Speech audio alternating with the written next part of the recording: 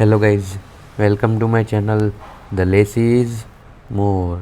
So today we will discuss an editorial from The Hindu, and it is about mental health. Okay, I have thought of let's take a different topic.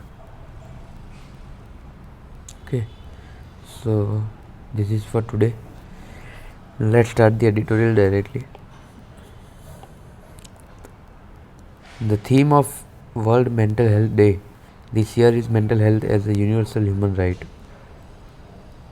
Today is World Mental Health Day. This year is mental health as a universal human right. A segment often overlooked when it concerns mental health is the informal worker. A study by the International Labour Organization says that 50% of working age adults globally live with a mental disorder. On one hand, decent work influences mental health in a positive way, while on the other,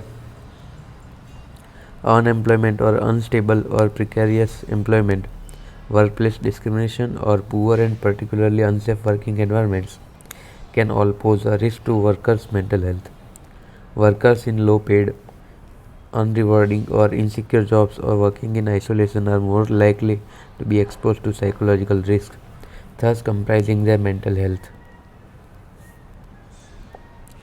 The Indian experience, that is, India's informal workforce, accounts for more than 90% of the working population. These workers often operate without regulatory protection, work in unsafe working environments, endure long hours, have little access to social or financial protections, suffer high uncertainty and deep precarity, and face discrimination, all of which further undermine mental health and limit access to mental health care.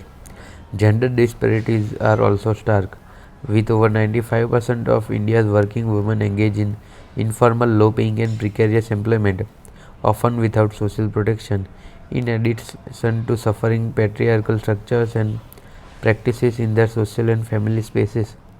According to the UNDP, United Nations Development Programme, unemployment and poor quality employment have consistently been detrimental to mental health. The Lok Niti group within the Center of the Study of Developing Societies, which interviewed 9,316 youth aged between 15 to 34 years across 18 states in India, has shown that they are highly susceptible to negative emotions. Youth unemployment is one of the highest in India, which, along with the stigma around unemployment, significantly impacts their mental health. Moreover, an ILO report highlights how young workers are shifting to more precarious and informal work, accepting less pay and poorer working conditions, out of desperation and sometimes giving up and exiting the labor force altogether. The state of inequality in India report 2022 observes that the unemployment rate actually increased with the educational levels, particularly for educated young women who saw an unemployment rate of 42%. With this phase of demographic dividend where half of India's population is of working age and projected to remain so for 2 decades, it is pertinent to think about the quality of employment and long-term social security for them. India will also become an aging society in 20 years with no apparent social security roadmap for this rapidly growing group that is especially vulnerable to poor mental health. The census of India 2011 shows that 33 million elderly people are working post-retirement in informal work. Another study by the ILO on elderly employment in India shows high poverty among them in terms of economic dependency and access to financial assets. The absence of proper financial and healthcare security among the working elderly can severely impact their physical and mental health, aggravating their vulnerability. On social security, informal workers face mental distress due to accumulating debt and rising healthcare costs, which are intertwined and mutually reinforcing. A study by Women in Informal Employment, Globalizing and Organizing among informal workers in Delhi, mostly migrants, indicates that recovery post COVID-19 remains uneven among informal worker cohorts. Many still report food insecurity, skip meals, or reduce consumption, as observed by the Keshav Desiraju India Mental Health Observatory. Mental health and well-being are impacted by factors such as food security, access to livelihood, and financial stability. While certain schemes have received a higher allocation this year, others, such as the Mahatma Gandhi National Rural Employment Scheme, have seen their funding slashed. In 2021, the National Crime Records Bureau reported that 26% of the people who died by suicide were daily wage earners. Employment Guarantee Program can indeed improve mental health outcomes. Thus, Social Security can be promotional, aiming to augment income, preventive, aiming to forestall economic distress, and protective, aiming to ensure relief from external shocks. A relook at the Code on Social Security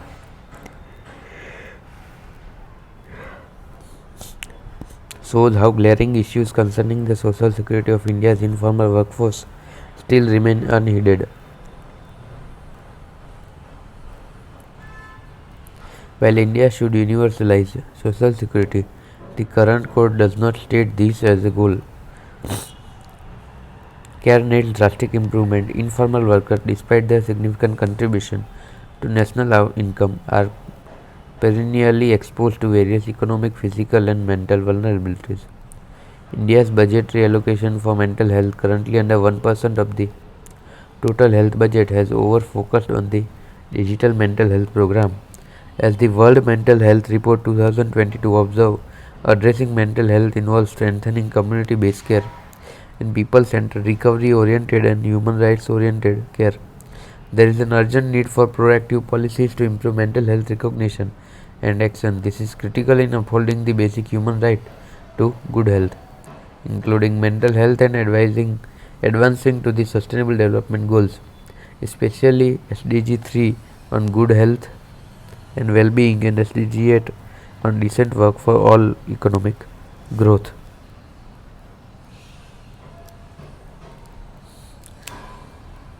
Okay, so this was for today. Let's look at the 5 new words.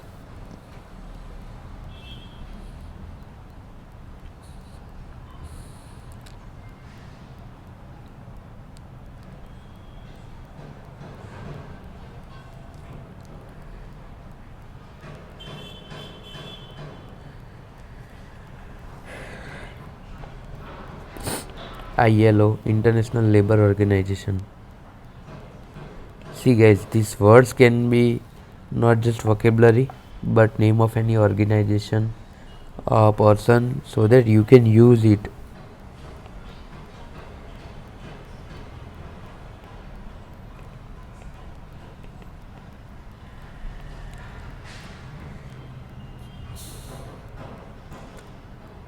NCRB,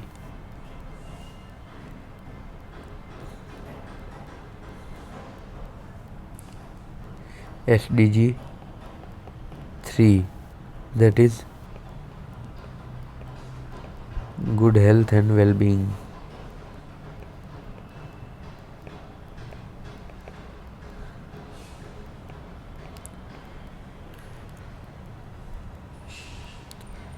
SDG 8, decent work for all.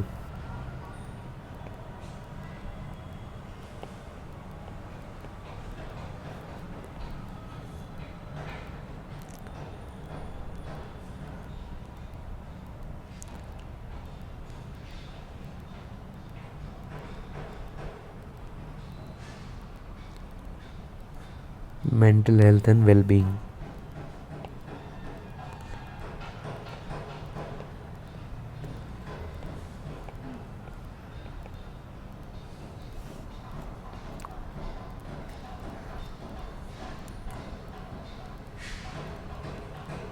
Okay, so this was for today guys. I hope you would be understanding, and do comment in the comment section for yourself